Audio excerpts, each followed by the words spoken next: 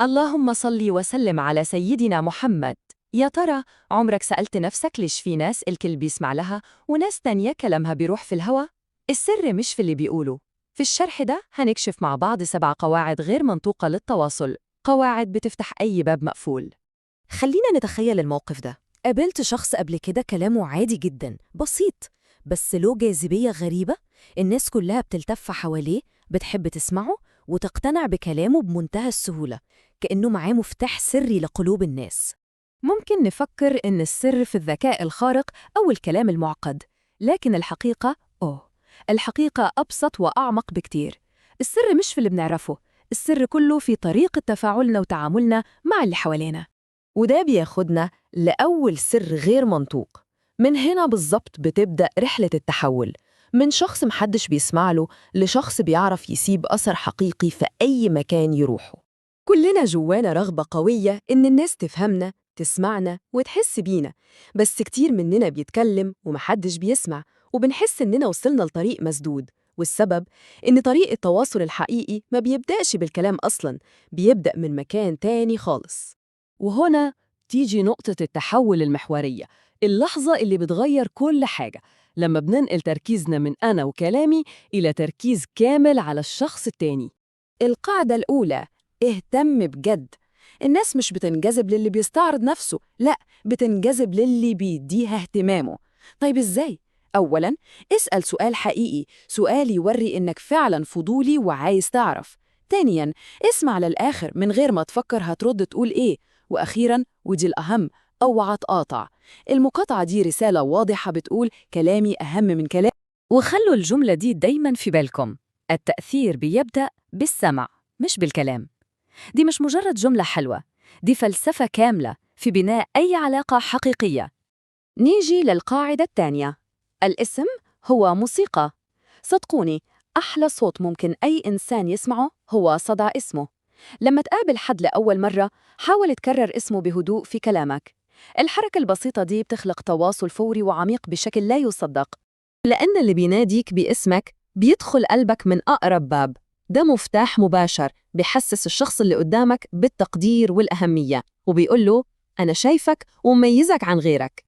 طيب، إزاي نبني الجسور دي بشكل عملي؟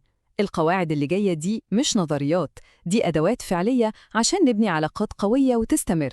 القاعدة الثالثة: بلاش هجوم. الهجوم حتى لو أنت صح 100% بيقفل العقول فوراً وبيخلي اللي قدامك في وضع دفاعي. لكن شوفوا البديل السحري ده، جمل بسيطة زي ممكن أكون غلطان بس، أو إيه رأيك نفكر في الموضوع سوا، بتحول أي نقاش من معركة لخط التعاون.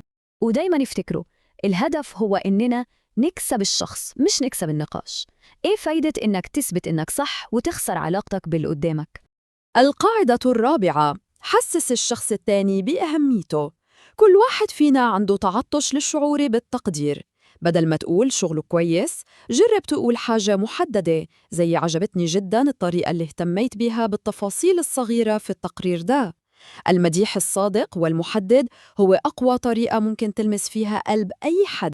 والقاعدة الخامسة بسيطة جداً لكن تأثيرها زي السحر: خليك هادي ومبتسم.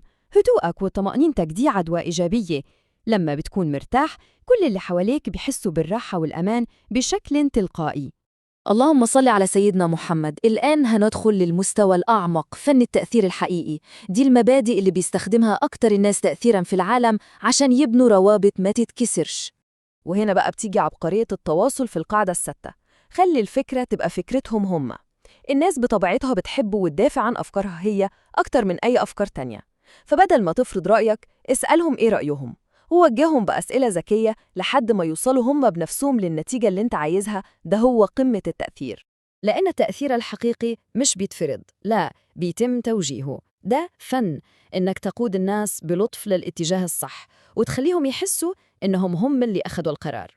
وأخيراً منوصل للقاعدة السابعة، القاعدة الذهبية اللي هي أساس كل القواعد اللي فاتت: عامل الناس زي ما تحب إنهم يعاملوك. ببساطة، ده جوهر الأخلاق الإنسانية كلها. الموضوع عبارة عن دايرة كاملة، اللي بتقدمه من اهتمام وتقدير واحترام هو اللي بيرجع لك. ده قانون كوني في العلاقات بين البشر. إذن بعد كل ده، السؤال هو: نبدأ منين؟ رحلة التغيير دي كلها بتبدأ بقرار واحد صغير وواعي. خطوتك الأولى بتبدأ دلوقتي. الموضوع أبسط من ما نتخيل، مش مطلوب مننا نحفظ كل ده ونطبقه مرة واحدة. كل اللي محتاجينه هو إننا نختار قاعدة واحدة بس، قاعدة واحدة، ونركز عليها الأسبوع ده. التغيير الكبير دايماً بيبدأ بخطوة صغيرة. والسؤال دلوقتي موجه ليكم. لو بصيتوا على حياتكم اليوم، إيه هي القاعدة الواحدة اللي حاسين إنها ممكن تعمل أكبر فرق؟ شاركونا في التعليقات وقولوا لنا هتبدأوا بإيه.